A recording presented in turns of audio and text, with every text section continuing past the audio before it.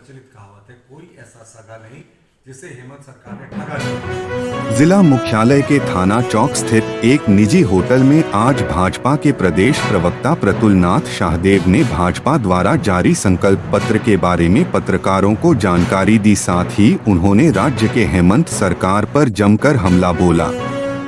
उन्होंने संकल्प पत्र के बारे में जानकारी देते हुए कहा कि यदि राज्य में हमारी सरकार आती है तो 65,000 पारा शिक्षकों को स्थायीकरण किया जाएगा।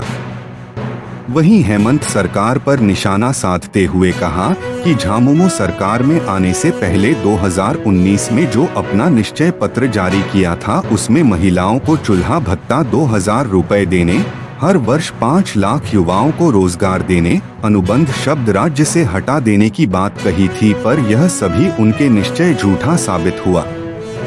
राज्य में एक कहावत है, ऐसा कोई सगा नहीं जिसे हेमंत सरकार ने ठगा नहीं।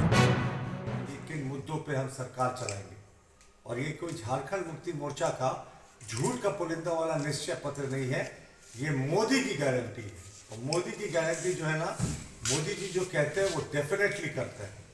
तो जो अंतर है दोनों के बीच के निश्चय पत्र का और हमारा, वो तो हम आपको बताएंगे ही।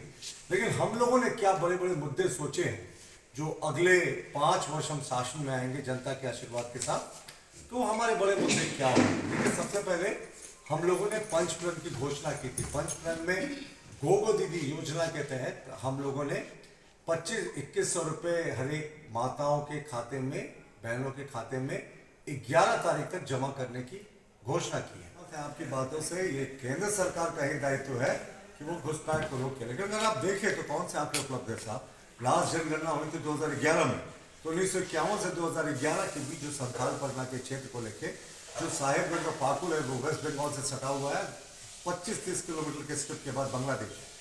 तो सेंट्रल गवर्नमेंट ने जो एफिडेविट दिया हाईकोर्ट में अपने केस में, उसमें माना कि पाकुल और साहेबगंज के इलाके में बड़े पैमाने पर घुसपैठ हुआ है। और ये जो आंकड़े उपलब्ध है कि 44% जो आदिवासियों की आबादी थी संथाल के क्षेत्र में 6 जिलों में, वो घटकर 28% हो गई। इस बार 16% घट गई 2011 के जनगणना के आंकड़ों के अनुसार। और जो मुसलमानों की आबादी थी वो 9% थी 1951 में, वो बढ़कर 23% हो गई। तो ऐसा थोड़ी होता कि किसी समुदाय का प्रजनन शक्ति इतना बढ़ गया। ये घुसपैठ है साहब। और इस सरकार को केंद्र सरकार ने 2021 में 2 बार घुसपैठियों की सूची दी। इस सरकार को इंडियन फॉरेनर्स एक्ट 1946 के अनुसार घुसपैठियों को चिन्हित करके निकालने की जिम्मेवारी जो है वो जिले के डिस्ट्रिक्ट मजिस्ट्रेट और डीसी को है, इन्होंने नहीं किया। तो जो आंकड़े उपलब्ध है 1951 से 2011 के बीच के हैं, जब 85% समय केंद्र में कांग्रेस के नेतृत्व वाली या कांग्रेस के समर्थन से चल रही सरकारें थी और बीएसएफ भी उनके जिम्मे थी। की राजनीति करती है भाजपा। देखिए, 3 बार जिस पार्टी को देश में सबसे ज्यादा सीटें आई, 3 बार सब सत्ता में है, अगर उनके लिए अभी भी ये नफरत का नैरेटिव तय करने की बात करते हैं तो इनको शर्म आनी चाहिए साहब। नफरत की नैरेटिव तो वो थी ना जो इन्होंने सितंबर 2007 में सुप्रीम कोर्ट में हलफनामा करके एक वर्ग विशेष को खुश करने के लिए कह दिया था यूपीए की केंद्र सरकार ने कि रामलला तो काल्पनिक है, रामायण जैसा कोई ग्रंथ ही नहीं था और हनुमान जी सीता मैया का अस्तित्व ही नहीं था, कोई ऐतिहासिक प्रमाण नहीं है।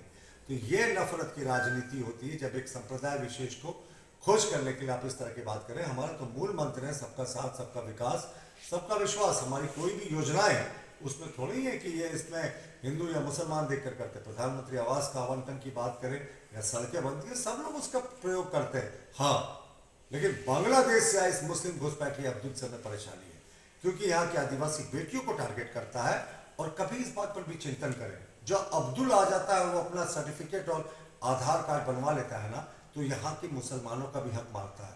15 सूत्री जो योजनाएं हैं उसका डायरेक्ट बेनिफिट यहाँ के मुसलमानों को मिलना चाहिए। मुसलमानों के लिए जो स्कॉलरशिप की योजना है, लेकिन ये जो बांग्लादेशी अब्दुल है ना वो हथियार लेता है। तो इस बांग्लादेशी अब्दुल के खिलाफ दल से ऊपर उठकर सोचने की आवश्यकता है। लेकिन जिस पार्टी का वोट बैंक ही ये घुसपैठिया होना, वो ऐसा कभी नहीं करेगी। तो आपके तो